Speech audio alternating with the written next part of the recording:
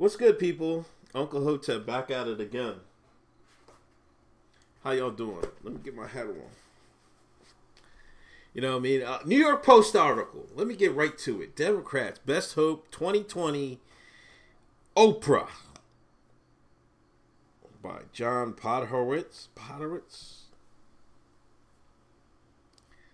I don't know how to say his name. But anyway, like I've been telling y'all, man, the Democrats aren't going to win 2020 coming out with conventional candidates. Like the Cory Bookers, the Kamala Harrises. They have no shot. I'm here to tell you they have no shot. Now, if they throw them out there, then that lets you know they threw the election and Trump is going to win it going away. Just to be clear. I mean, that's what it is. Uncle Hotep's telling you right now. My third eye is open. My Hotep senses is tingling. If they dare throw a conventional Democratic candidate out, they're going to lose going away. Now, John seems to agree with me.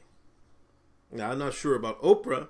You know, I've said before in a couple candidates, they either got to throw Cuban, they got to throw Michelle Obama, the Zuckerberg. He got a better chance than Kamala Harris and them. And even though Zuckerberg's, he really don't got no shot. I mean, but you never know. Those normies love Facebook. Man, that's a lot of people. But this John thinks Oprah is their best shot. You know, on a Sunday night, 60 Minutes, a panel of Michigan voters spent 20 minutes discussing their political differences on screen. It was a moving segment and a powerful one. But it wasn't all that novel if you've been paying attention to the political divide over the past year. The panel came not really from what the panelists were saying, but who the moderator was. The power came not from really panelists were saying, but the moderator was Oprah Winfrey. Listening, asking, speaking without judgment, trying to find common ground. It was a superb performance by Oprah. And I use the word performance advisedly. She was dazzling, exactly the way that Oprah could always be dazzling, finding a tone appropriate for the moment without being heavy-handed. But I want to read this. There's the other article part down here. Here you go. If you need to set a thief to catch a thief, you need a star, a grand, outsized, fearless star whom Trump can neither intimidate nor outshine to catch a star. We're through the looking glass here. America is discarding old approaches in politics. Democrats will have to do the same to match the mood to the moment. And that's where Oprah comes in. She is the mirror image of Trump, but more so, of course. She's a female and he's a male. She's America's generous aunt and he's America's crazy uncle. Yes, she is black and he's white. She's liberal and he's whatever he is. I mean, Trump leans more liberal than anybody else, but I mean, he's not a classic conservative, but you know, he's Trump. You know what I mean? It's Trumpism. You know what I mean? He created his new lane. That's what you got to give him credit for that. You know, it goes beyond that. He's rich and she's rich, but she made her $3 billion herself and with no controversy. She is in herself the embodiment of the American dream. He got famous on TV, and so did she. When she became vastly more famous and vastly more successful at it. Is she more famous than Trump? That's debatable. I think they're about even keel. I'm not sure. As for politics, it's worth remembering that Oprah played a not insubstantial role in the 2008 election. Her decision to endorse Barack Obama after his campaign failed to catch fire in its first 8 months in 2007 provided the initial accelerant that took him from 25 points back to winning the nomination away from Hillary Clinton.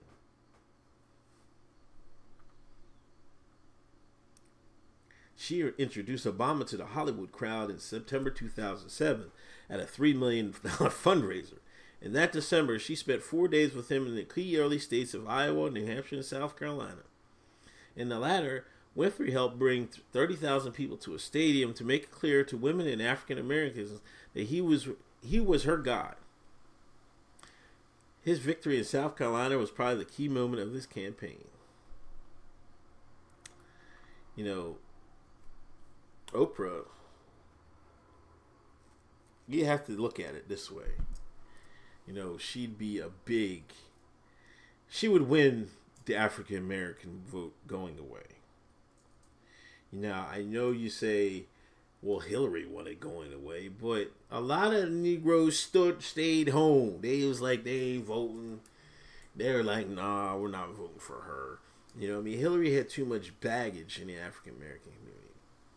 You know, I would think, and I'm dead serious, she could probably surpass the turnout numbers Obama did with the Akata vote. I'm dead serious. Every black man's grandmother, granddaddy, and mother is going to come out and vote for Oprah Winfrey. I bullshit you not.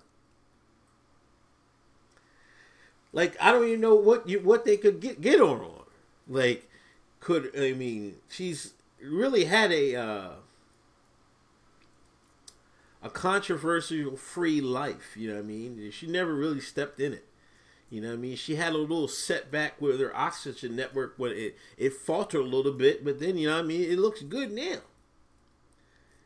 You know, I think if she could come to some sort of agreement on illegal immigration, like some sort of middle ground that the left can accept and some people on the center and center right can accept, then I think she'd be a dangerous candidate in 2020.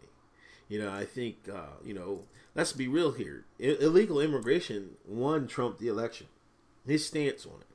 You know what I mean? His stance, build a wall, you know what I mean? That was his stance. His stance on stopping illegal immigration was the key, I think his key policy platform that, you know what I mean, it definitely won him the Republican nomination.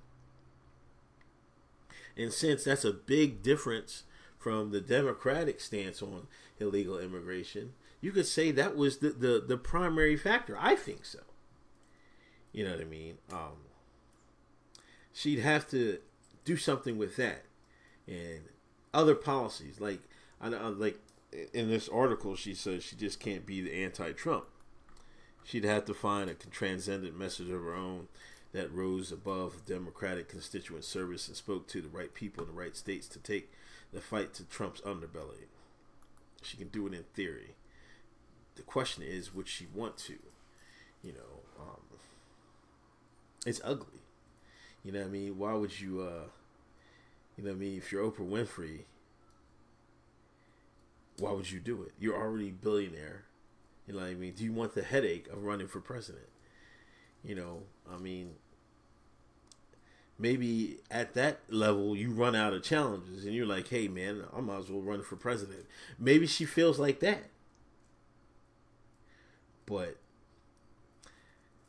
I think a lot of people, like, I talk about them running Michelle or somebody else, and a lot of people, like Trump will blow them out of the water. You got to be careful. You got to be careful. Uncle Hotep will give it to you straight. Just like the people on the right had this populist figure that came out of nowhere with no political, you know what I mean, background per se. The same thing can happen. A same movement can happen for the left. Now, will they will they turn to that is a different story. Because you know they didn't want to turn for that for Trump. You know, they fought, the Republican establishment fought tooth and nail against Trump. Let's be real here. They wanted Cruz. They wanted Jeb Bush. Jesus. They held, what's his name? Kunich? What the fuck? That fucking that Ohio clown. They held him to the last time. He didn't know he had no goddamn shot. And you know how Debbie Wasserman Schultz, man, they fixed the shit for Hillary. Got Bernie on hell on out of here. You know, we'll see. And I just wanted to do this article because I've been saying this, and I forgot. You know what the thing is? I forgot about Oprah, and she might be the one. You have to. I would not underestimate Oprah Winfrey. Oprah Winfrey in 2020. I think that would be a very dangerous candidate, and really has the potential to be president. Anyway, this is Uncle Hotep. Thanks for listening, and I'll talk to y'all later. Peace.